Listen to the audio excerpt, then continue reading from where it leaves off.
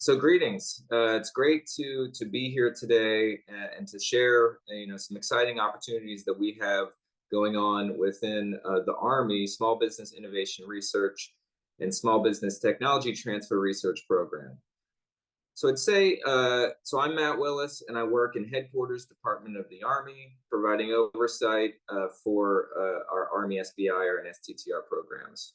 So one of the things that I'd say is really unique about the Army, particularly within our SBIR, STTR programs, compared to the Department of Defense, and really compared to the federal government, writ large, is our ultimate customer for our program. So we're developing technologies to support the soldier.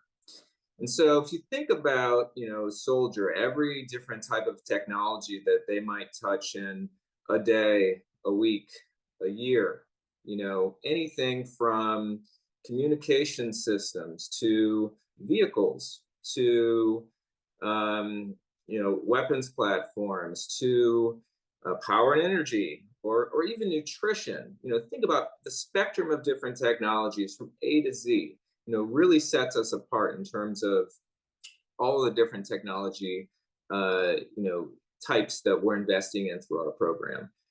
The other thing that makes us unique, I'd say, again, compared to many other federal agencies, is we're our own customer. So we're not just investing in technologies for the sake of investing in technologies, but we're investing in technologies that have real needs, real Army customers that we hope to, again, evolve beyond, basic research and development investments. And so through our program, we're really trying to be more deliberate about how we can engage with small businesses, how we can make it easier to work with the government, how we can be more transparent, and be an opening welcome door for small, innovative small businesses, small, innovative technology businesses to partner with and connect with the Army.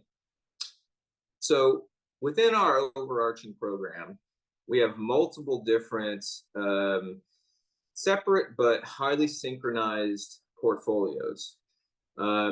So from a small business technology transfer research perspective, that primarily focuses on, let's say, earlier stage companies, technologies that have recently spun out of universities. And we're really trying to take some of those seeds, those kernels of innovative technologies that might make a huge, huge difference in the next, let's say, decade, and try to identify Army use cases and really spin out and supercharge those ideas so they can support our needs. We also have a modernization focused portfolio. So think about, let's say, the Army of the future. So 2040, 17, 18 years in the future. What will be the tech then? So how can we invest in, the seeds of future technology innovation?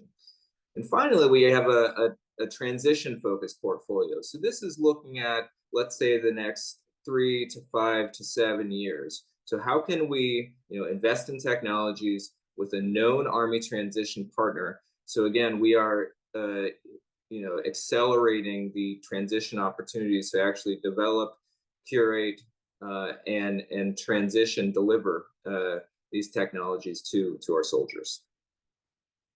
So in terms of the Army's overarching approach, certainly, there are typical policies and processes we have to follow under the SBIR and STTR program, but we've really infused flexibility into the program. So what does this mean?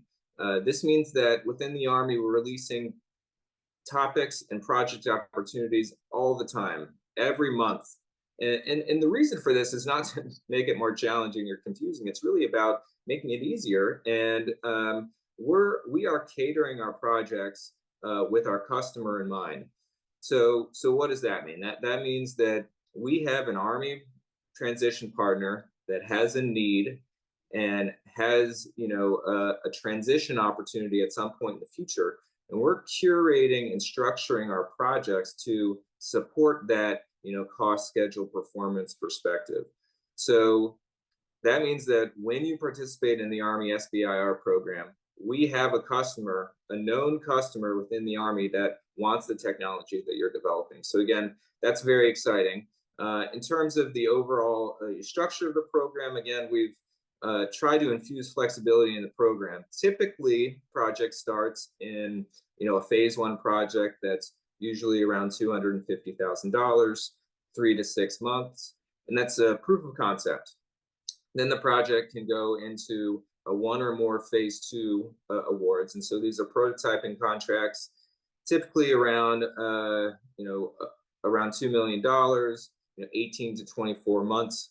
And this provides an opportunity to not only develop a functional prototype, but get that prototype in the hands of our users, in the hands of our soldiers, to get real-time valuable feedback on how the Army may leverage the technology in the future. So again, we're really trying to infuse flexibility in the program, capitalize on small business innovation, and again, ultimately, deliver game-changing technologies to the soldier.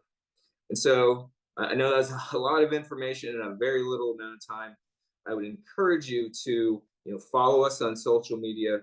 Go to our website at armyciber.army.mil. All of the opportunities are on there. And again, we're constantly releasing new project opportunities across the board. So again, hope to see your company participate in the program in the near future.